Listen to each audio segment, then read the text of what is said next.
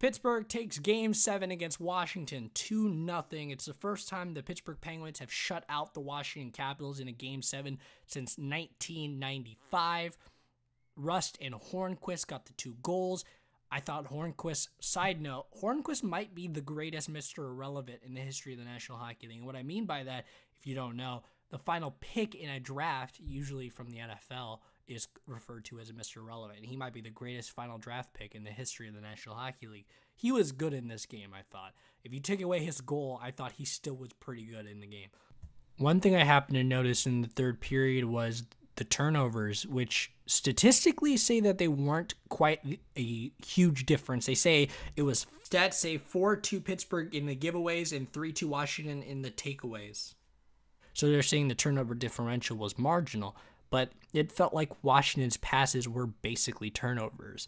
And it felt that way, especially towards the tail end of the third period. Once Washington kind of had the air out of their sails after the Hornquist goal, it just seemed to take away from their passes. And they weren't getting as many good scoring chances as they were able to generate in the first 40 minutes. Another player who struggled in Game 7 and throughout the Stanley Cup playoffs was Kevin Shattenkirk. And in reality, Kevin Shattenkirk was playing for a contract on July 1st. He's a UFA. That's why he came to Washington as a rental, and he really struggled. And overall, Washington's defensive core had a tough time. You noticed Carlson. You noticed Orpik. You noticed Shattenkirk. And that's not good. That's not good for a team trying to show off on offense, because Washington is supposed to be the offensive juggernaut in that series. They're supposed to be the team that can create goals. And overall, they didn't. They struggled offensively in Game 7 especially, but then defensively, they were a liability throughout. So that's what ended up costing them. And Shattenkirk is going to have some issues on July 1st trying to get that ideal contract because he didn't play up to what the expectations were. Speaking of the Capitals and July 1st, they've got a few free agents to talk about: Shattenkirk, TJ Oshie, Justin Williams, Carl Alsner, Daniel Winnick. As the UFAs, and the RFAs are Philip Grubauer, Dmitry Orlov, Nate Schmidt, Brett Connolly, Evgeny Kuznetsov, and Andre Burakovsky. And some of these guys are going to re-sign for sure. I think Kuznetsov is a for sure. I think Burakovsky is a for sure. I think Grubauer is a for sure. Oshie is a maybe. I don't know if they do actually go for Oshie. Oshie's probably going to test the free agent waters and get more money than he would in Washington due to the cap situation. The cap situation for the Caps, haha. But yeah, Oshie, right now I'm going to say no. I don't think Oshie is going to return to the Washington Capitals right now. Shattenkirk, of course, I don't think he ever intended to return to Washington on July 1st. I can't really see him returning on July 1st. Sorry for the ad-libbing, but I don't know how they would complete that, especially with how his performance in the Stanley Cup playoffs left a sour taste in people's mouths. He really had a hard time in the playoffs, so I don't think he's returning to Washington. Now a little Pittsburgh talk. I want to talk about Andre Fleury, who was, again, he was spectacular in the series. He lived up to what the job requirement was after Matt Murray went out, and he has been ridiculous. It has been the shades of what Andre Fleury could do at his best throughout the Stanley Cup playoffs.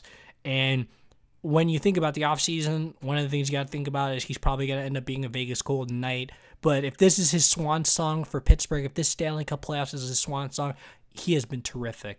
And there's nothing Pittsburgh fans should do besides love the guy for how good he has been in this series. Another thing I want to talk about is the series between Ottawa and the Pittsburgh Penguins.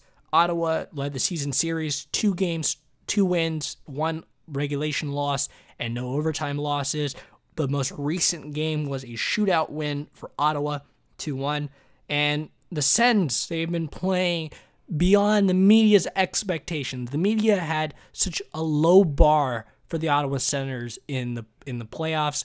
They thought they were going to lose to Boston. They did not. They thought they were going to lose to the Rangers. They did not. So Ottawa is relishing this underdog opportunity against the Pittsburgh Penguins, who they've played well against throughout the season series.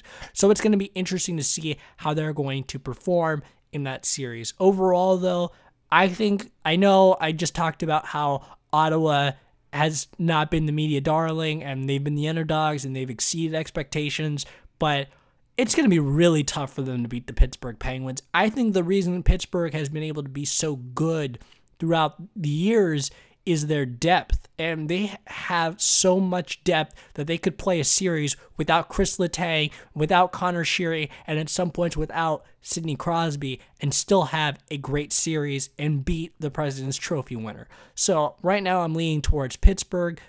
Ottawa, though, make me crow, and that's fantastic. So that's going to be a great series overall.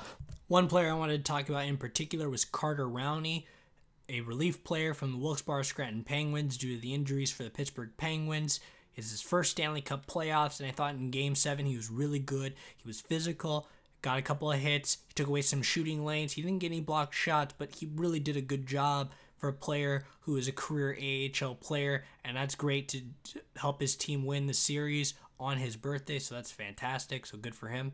Thank you for watching, and if you have any comments, questions, or you just want to say something, post it in the comment section, positive or negative. Thank you very much for watching, and have a good day.